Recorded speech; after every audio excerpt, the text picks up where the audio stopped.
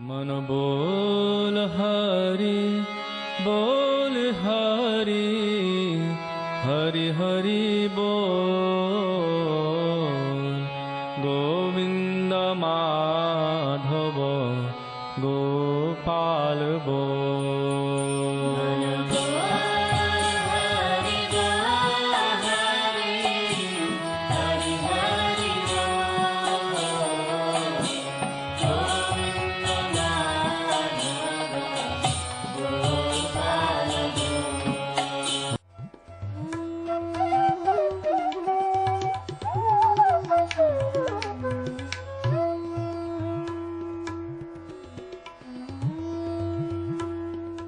ओम विष्णुपाद अष्टोत्तर शत श्री श्रीमद् भक्ति वेदांत नारायण गोस्वामी महाराज जी का शुभ आविर्भाव सन 1921 में बिहार के बक्सर जिले में मौनी अमावस्या के दिन अर्धरात्रि में हुआ था। प्रारंभ से ही इनकी धर्म में रुचि थी। बचपन में ही उन्होंने गीता, रामायण आदि का अध्ययन किया था। संसार से अत्यंत तीव्र वैराग्य होने के कारण 25 वर्ष की आयु में ही वे गृहस्थ जीवन त्याग कर मठ में निवास करने लगे। सन 1946 में उन्होंने नित्य लीला प्रविष्ट ओम विष्णुपाद श्री श्रीमद् भक्ति प्रज्ञान केशव गोस्वामी महाराज जी से विधिवत दीक्षा प्राप्त की तथा सन 1954 में संन्यास ग्रहण किया। मथुरा में निवास करते हुए अपने गुरु की आज्ञा तथा कृपा से अनेक ग्रंथों का हिंदी भाषा में अनुवाद किया है। इनके प्रमुख ग्रंथ हैं श्रीमद् भगवद गीता, गीत गोविंद, जैव धर्म, वेणु गीत, भजन रहस्य, ब्रजमंडल परिक्रमा, श्री श्री बृहद भागवतामृतम। इन सभी ग्रंथों का English, Spanish, Dutch, French, German, Russian, Italian, Portuguese, Chinese आदि विश्व की अनेक भाषाओं में अनुवाद हो रहा है। लगभग पिछले 60 वर्षों से श्रील भक्ति वेदांत नारायण गोस्वामी जी महाराज ने भारत एवं विश्व के सभी प्रमुख देशों में शुद्ध भक्ति का प्रचार किया, अर्थात भक्ति योग की शिक्षा प्रदान की। श्रील गुरुदेव के भक्ति प्रचार कार्य से प्रोत्साहित होकर अमेरिका के ह्यूस्टन के मेयर द्वारा श्रीमान लीपी ब्राउन ने 31 मई सन 2003 को इन्हें ऑर्डिनरी सिटीजनशिप एवं गुडविल एम्बेसडर के सम्मान से विभूषित किया।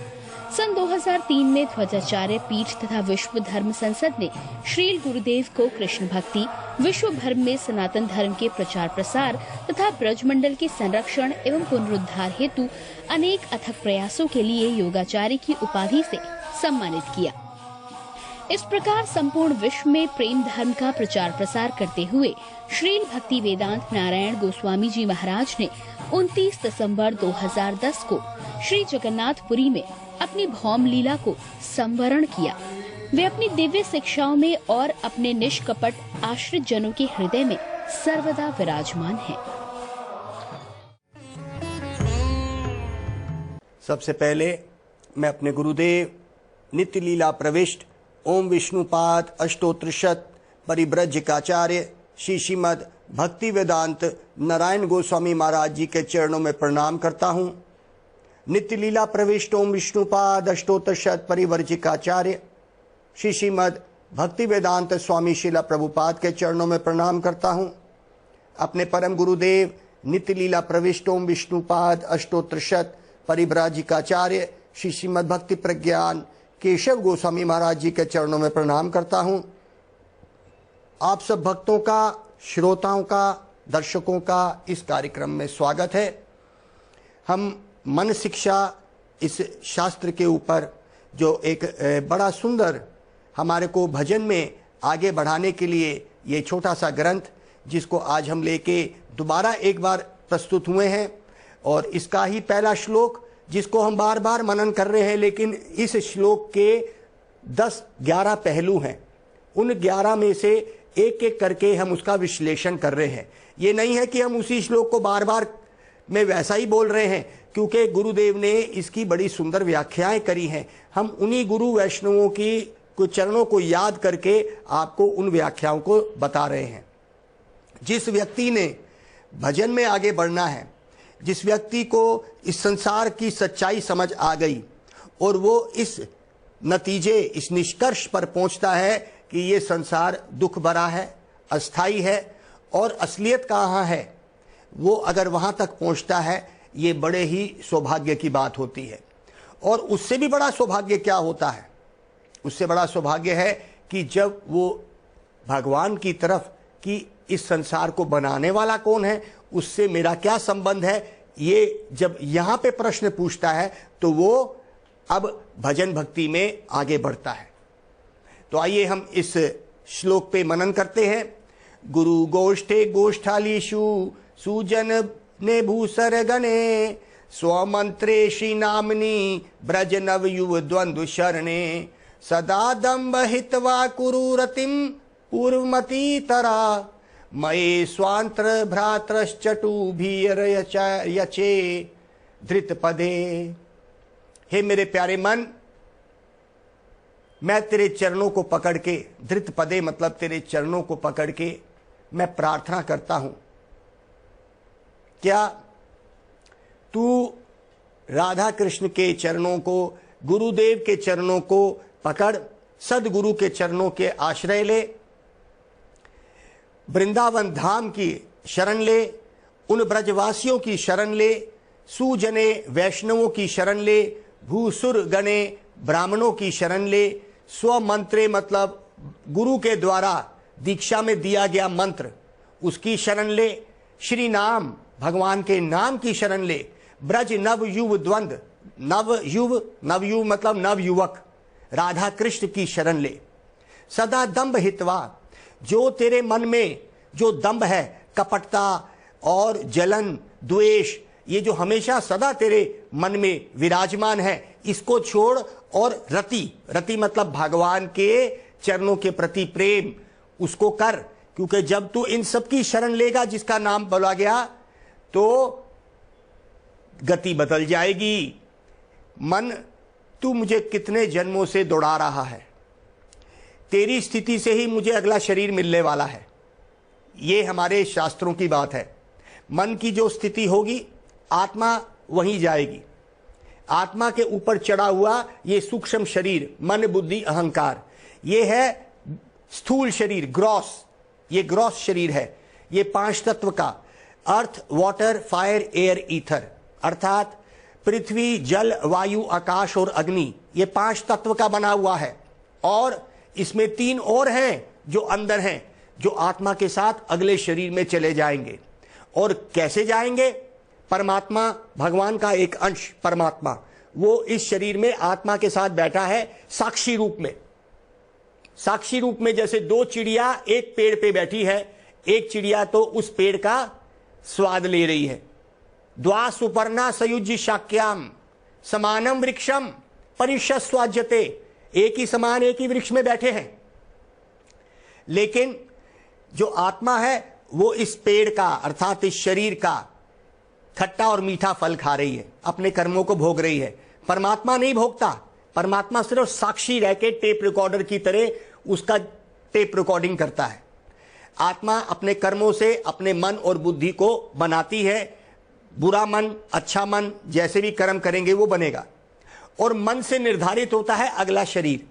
84 लाख योनियों का शरीर, हम उसमें घूमेंगे और जन्म मृत्यु के बंधन को सहेंगे। ये एक आसान सा भगवत गीता का जो बताया हुआ मार्ग है। इसीलिए रघुनाथ दास गोस्वामी इस मन शिक्षा में मन से प्रार्थना करते हैं कि मन, अब तू इनकी शरण ले ले, गुरु की, अपने गुरु के द्वारा दिए हुए मंत्रों की, धाम की, वृंदावन धाम की, ब्रजवासियों की, वैष्णवों की, ब्राह्मणों की, उस भगवान के नाम की। और ऐसा कर तो तू शांति के मार्ग में, तू भजन के मार्ग में आगे बढ़ेगा। ये इस श्लोक की भूमिका है जो मैं हर बार बार करता हूं। इसके बाद हम आते हैं, आज हम ले रहे हैं सुजने मतलब वैष्णवों की शरण ले और स्वमंत्रे। आज हम इन दोनों की बात करेंगे। ये 2 हिस्से हैं इस श्लोक के जो कहते हैं कि वैष्णवों की शरण ले। सच्चा वैष्णव जो भगवान का सच्चा भक्त होता है सच में ही बड़ा दुर्लभ है। हमारे श्रीमद् भागवत के एक श्लोक में कहा गया है, 11वें सिकंद का श्लोक है शायद, दुर्लभो मनुष्य देहो देहिनाम क्षण भंगुरा तत्रापि दुर्लभम मान्ये वैकुंठ प्रिय दर्शनम। दुर्लभो मनुष्य जन्मो, ये मनुष्य जन्म बड़ा दुर्लभ है, क्योंकि 84 लाख योनि में सिर्फ एक ही बारी ये मनुष्य जन्म मिलता है। दुर्लभो मनुष्य जन्मो, दुर्लभ हो गया, बार बार तो मिलेगा नहीं। और ये जन्म जो हम जिसमें पूछ सकते हैं मैं कौन हूं, मैं इस संसार में क्यों आया, मुझे इस संसार में दुख क्यों है, ये जन्म मृत्यु बुढ़ापा बीमारी मुझे क्यों आएंगे, और अगर भगवान है तो मुझे यहाँ पे क्यों भेजा, ये मनुष्य जीवन में पूछ सकते हैं। इसीलिए और किसी भी योनि में नहीं पूछ सकते, तो कहते हैं इसीलिए ये मनुष्य जन्म बड़ा दुर्लभ है। दुर्लभम मनुष्य देहो देही नाम क्षण भंगुरा, ये जो देह है क्षण भंगुर, किसी भी समय मृत्यु हो सकती है, हम ये गारंटी नहीं कर सकते। इसी तरह से ये सारे 84 लाख योनियां भी ऐसी हैं, किसी भी वक्त खत्म हो जाएंगी, कोई बता नहीं सकता। तो कोई भेद नहीं है, मनुष्य जीवन भी कभी खत्म हो जाएगा और कोई भी योनि, किसी भी योनि में कोई भी बता नहीं सकता कौन कब मृत्यु के पास है। दुर्लभम मनुष्य देहो देही नाम क्षण भंगुरा, किसी क्षण भी। तत्रापि दुर्लभम मान्य, अब कितना दुर्लभ ये मनुष्य जीवन, लेकिन इससे भी दुर्लभ, तत्रापि दुर्लभम मान्य, ये मान ले इससे भी दुर्लभ क्या है, वैकुंठ प्रिय दर्शनम, वैकुंठ के प्यारे अर्थात विष्णु के प्यारे अर्थात वैष्णव, उनके दर्शन मनुष्य जीवन से भी बड़े दुर्लभ हैं। अब देखिए करोड़ों करोड़ों मनुष्य हैं, लेकिन कितने वैष्णवों के संग में आए, कितने भगवान के भक्तों के संग में आए। तो ये भगवान के भक्त का संग ये उससे भी दुर्लभ है। पहला तो मनुष्य जीवन मिलना बड़ा दुर्लभ, और उससे भी दुर्लभ भगवान के वैष्णव भजन भक्तों का संग करना, उससे भी दुर्लभ। तो कहते हैं सबसे दुर्लभ है भगवान के भक्तों का मिलना। फिर कहते हैं कि आसक्ति हमारे हृदय में है, इस संसार की भोग वासनाएं आसक्ति हमारे पास है। प्रसंग मर्ज अजरम पाशामात्मना कवियो विधु स एव साधु सुकृतो मोक्ष द्वार मपावृतम, श्रीमद् भागवतम। प्रसंग मजरम, हमारी बड़ी आसक्ति है इस संसार के भौतिक कार्यों में, और भौतिक आसक्तियां मटीरियल अटैचमेंट्स हैं। स एव साधु सुकृतो, करना क्या है, वही इस संसार में जो लगी हुई आसक्ति भोग वासनाओं की है उसको उल्टा करके साधुओं के चरणों में लगा दे। भाई तेरे मोक्ष के द्वार खुल जाएंगे, तेरे मुक्ति का द्वार खुल जाएगा, तेरा इस जन्म मृत्यु का बंधन छूट जाएगा। करना क्या है, जो आसक्ति इस संसार में लगी है उसको भगवान के भक्तों के चरणों में लगा दे, इतना ही करना है। पर ये छोटी बात नहीं है कि इस संसार की इतनी बड़ी आसक्तियां जो हम छोड़ के उन भक्तों के चरणों में लगा दें। हमारे भक्ति सिद्धांत सरस्वती ठाकुर, उन्होंने बड़ा सुंदर एक भजन लिखा वैष्णव के। वैष्णव कौन होता है, उन्होंने लिखा कि वैष्णव कंचन कामनी प्रतिष्ठा बागनी, छड़ियाचे यार सही ते वैष्णव, सही अनासक्त सही शुद्ध भक्त, संसार तथा पाए पराभाव। ये बंगाली भजन हमारे भक्ति सिद्धांत सरस्वती ठाकुर, उन्होंने बड़ा सुंदर रूप में वैष्णव होता कौन है, कहीं हम ऐसा ना हो कि धोखा खा जाएं, हम सोचें कि कपड़ों से पहचाना जाता है वैष्णव, या तिलकधारी हो तो पहचाना जाता है, या चुटियाधारी हो तो पहचाना जाता है। वैष्णव हृदय से होता है। ये बाहर उसके कपड़े हो सकते हैं, उससे पता नहीं चलता कि वो वैष्णव है या नहीं हृदय से। तो यहां पे उन्होंने अंदर के जो स्वरूप लक्षण हैं वैष्णव के वो बताए। वैष्णव के किसको वैष्णव कहोगे, कंचन कामनी प्रतिष्ठा बागनी। कंचन मतलब सोना, कामनी मतलब स्त्री। कंचन कामनी प्रतिष्ठा, इस संसार में वावा। बागनी ये शेरनी की तरह है उसके लिए।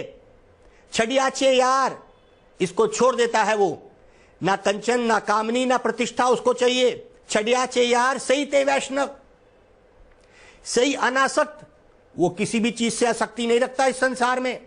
सही शुद्ध भक्त, संसार तथा पाए पराभाव, वो इस संसार से विमुक्त रहता है। लेकिन इस संसार की चीजों को भगवान की सेवा में वो लगाना बड़े ही चतुराई से जानता है। उसकी अपनी कोई आसक्ति इस संसार में नहीं होती। इसको वैष्णव कहना। अगर आपको कोई ऐसा व्यक्ति मिल गया जिसकी आसक्ति सिर्फ भगवान राधा कृष्ण में है और जो इस संसार में कंचन कामनी और प्रतिष्ठा से दूर है, उसको वैष्णव कहते हैं हमारे भक्ति सिद्धांत सरस्वती ठाकुर। तो हमारे संतों ने, अर्थात हमारे संत जो वैष्णव ही हैं, उन्होंने वैष्णव को पहचानने की बड़ी सुंदर विधि बताई, जो हमारे भक्ति सिद्धांत सरस्वती ठाकुर ने कही, ताकि हम ऐसा ना हो कि कोई झूठे बनावटी पुरुष जो अपने आप को वैष्णव दिखा रहा है, या स्त्री पुरुष जो भी, उससे ठगे जाएं। ये बड़ा ध्यान से चलने वाला मार्ग है भाई।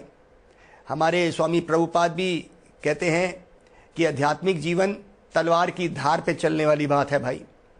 ज़रा सी भी हमारे से गलती हुई, हमने श्रद्धा किसी व्यक्ति को दे दी, तो हमारी पूरी श्रद्धा खत्म हो जाएगी। इसीलिए बड़े ध्यान से चलेंगे। ये जो मार्ग है बड़ा ही तलवार पे धार पे चलने वाला है। ऐसे ही किसी को वैष्णव नहीं मान लेना।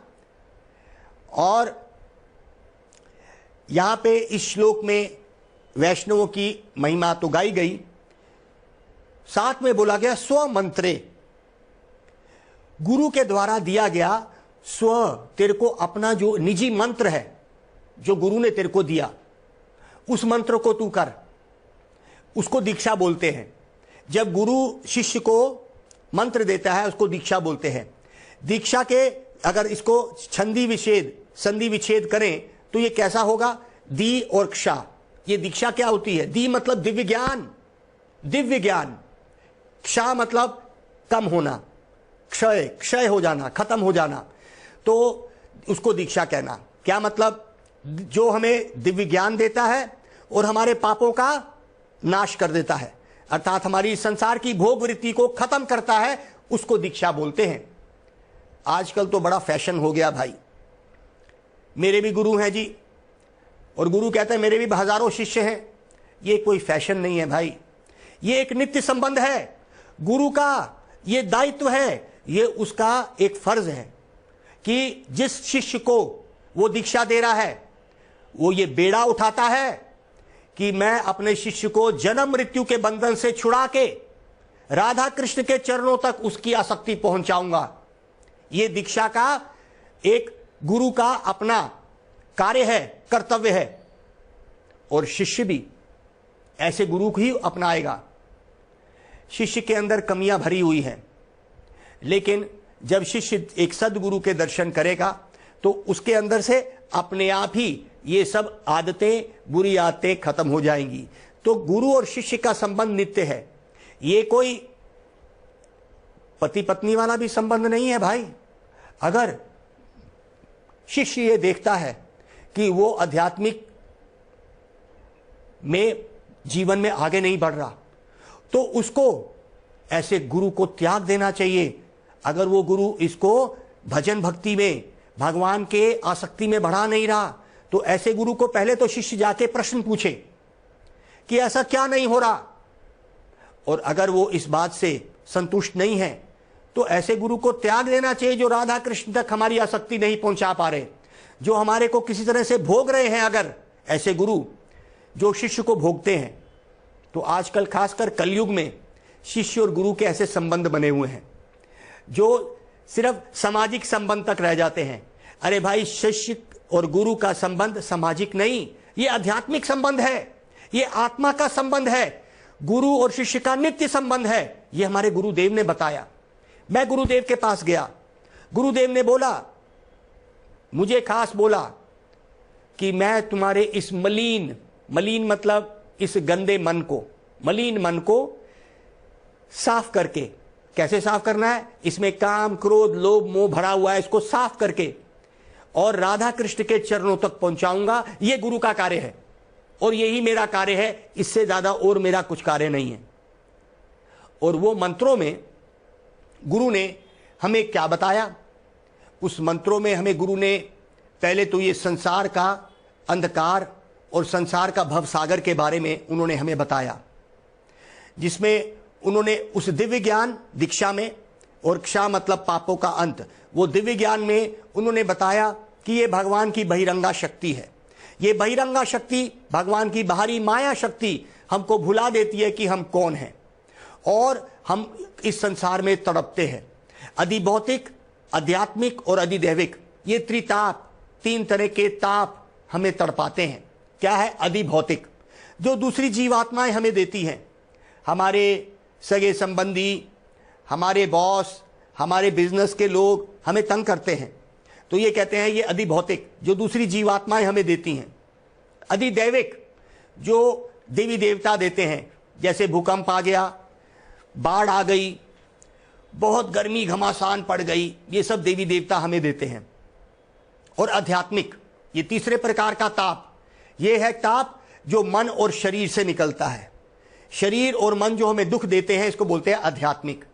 तो हर समय, हर मिनट हम सब ये त्रिताप से तड़प रहे हैं, अधिभौतिक, आध्यात्मिक और अधिदैविक। और गुरु हमें इसका ज्ञान देता है, और ज्ञान से हमें इसके ऊपर लेके जाता है। उस दिव्य ज्ञान में वो गुरु बताता है कि आत्मा क्या है और ये शरीर क्या है। ये सब उस मंत्रों के अंदर, मंत्र बीज रूप में दिए जाते हैं। जैसे बीज होता है ना, जैसे आम का बीज है, आम का बीज है, आम के बीज में सारी शक्ति है, लेकिन अभी पेड़ नहीं बना। उसके अंदर शक्ति है, उसमें पोटेंसी, शक्ति है पूरा पेड़ बनने की।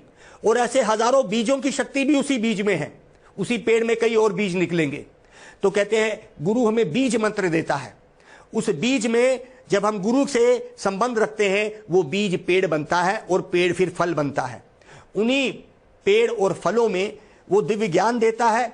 उस मंत्र में ये लिखा, उसमें बताया होता है, गुरु, सदगुरु इस शिष्य को देता है कि हम कौन हैं, हमारा भगवान के साथ क्या संबंध है, हम उस भगवान के साथ उस ब्रज में कैसे रहेंगे, हम कौन है। क्योंकि आत्मा तो नित्य है, लेकिन नित्य इस जन्म मृत्यु के बंधन के चक्कर में फंसने के लिए नहीं आई है। वो नित्य तो है, लेकिन भगवान राधा कृष्ण के साथ नित्य संबंध की बात करी गई है। आत्मा इस संसार की नहीं है, लेकिन वो फंसी पड़ी है जन्म मृत्यु के बंधन में। इसीलिए मेरे प्यारे मन, इसीलिए रघुनाथ दास गोस्वामी मन को समझाते हैं कि ये मेरे प्यारे मन, अब तू ऐसा मत बन कि तब तू दूसरा अपना शरीर फिर बनाएगा। अगर मन की जो स्थिति होगी, वैसे ही हमें अगला शरीर मिल जाएगा भाई। अब हम ऐसी मन की स्थिति बनाए मत कि हमें अगला शरीर मिले। अब बहुत हो गया, ये जन्म मृत्यु, बुढ़ापा, बीमारी का चक्कर बहुत ही दुखदाई है भाई। मेरे प्यारे मन, अब तू जा, गुरु की शरण में जा, उस ब्रज धाम की शरण में जा, उन ब्रजवासियों की शरण में जा, उन वैष्णवों की शरण में जा, उन ब्राह्मणों की शरण में जा, और गुरु की शरण में जाके स्व मंत्रे, गुरु के द्वारा दिए गए मंत्र, उस मंत्र की शरण में जा। वो मंत्र में ये सब बातें गुरु समझाते हैं। और गुरु यहां तक भी बोलते हैं कि जब तक इन मंत्रों में स्थित नहीं होंगे, तो जो गुरु उन मंत्रों में स्थित है, तभी तो वो तुम्हें आगे बढ़ाएगा। और खासकर हमारे इस कलयुग में महामंत्र का बखान किया गया है हमारे शास्त्र पुराणों में। इति षोडशकम नाम नाम काली कलमासा नाश नाम नता परतरोपाय सर्व विदेशु दृश्यते। इति षोडशकम, ये जो मंत्र है, ये महामंत्र, ये कौन सा महामंत्र की बात करी गई? इति षोडशकम, ये 16 शब्द का महामंत्र। हरे कृष्णा कृष्णा कृष्णा हरे हरे, ये 8 हो गए।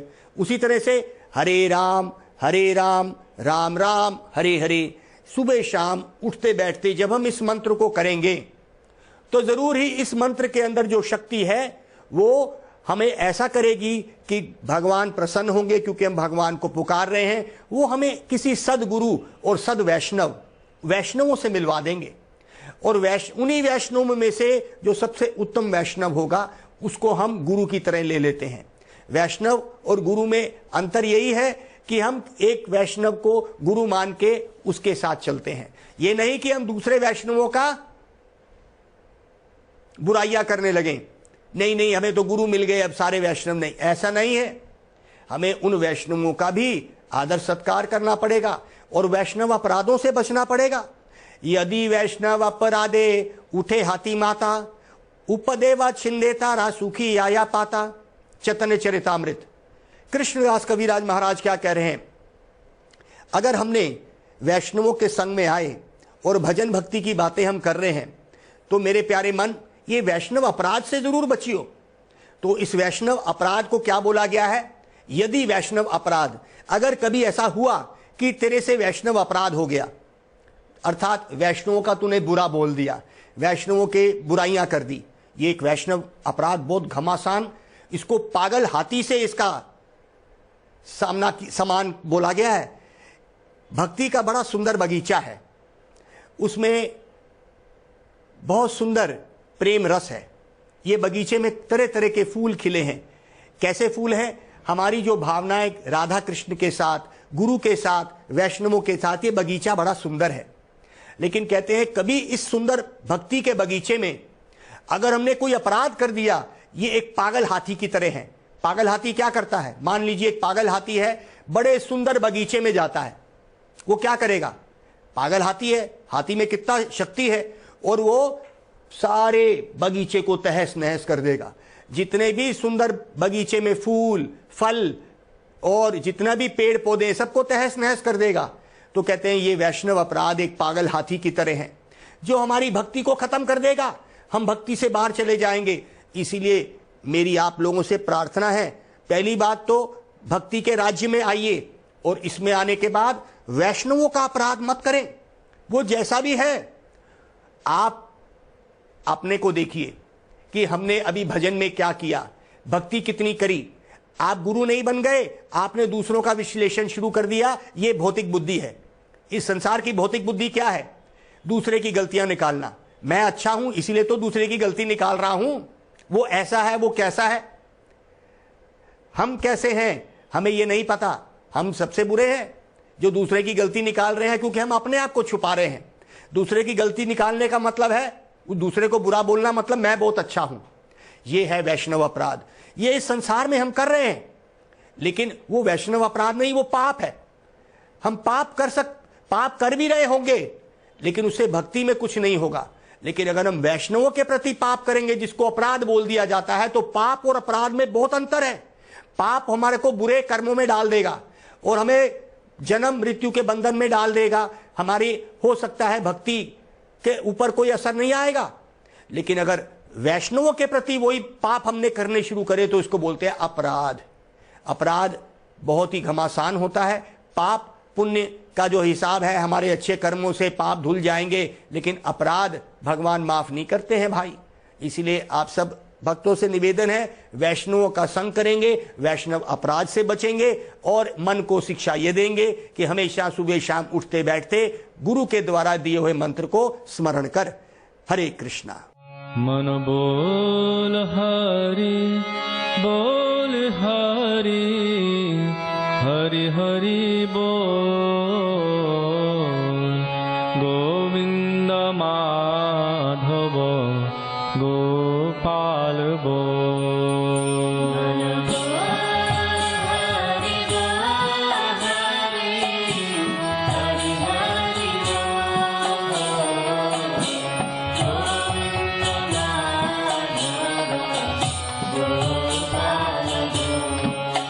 मन बोल हरि बोल हरि, हरि हरि बोल,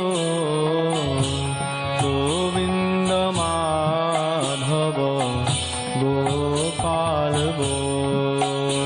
मनेर आनंदे ओ भाई बोलो हरि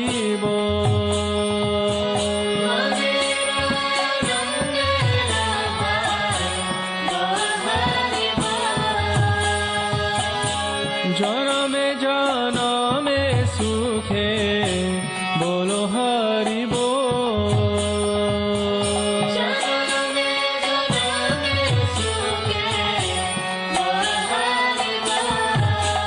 मन बोल हरि